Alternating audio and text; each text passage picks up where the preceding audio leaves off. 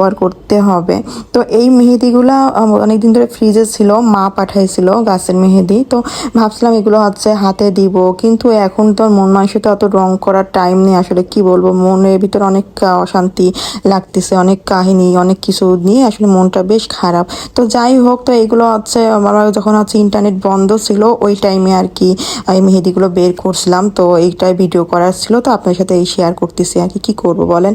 তো এখানে মেহেদিগুলো আমরা মাথায় দিব, যেহেতু একদম বললাম না মানে নিজের পিছনে একটা সময় দেওয়া যায়, ওই সময়টা নিয়ে ভুলেই গেছে। আগে এমন কি ছিলাম, মানে একটু সময় তো দিতে হয় মাদের একটু, তাই না?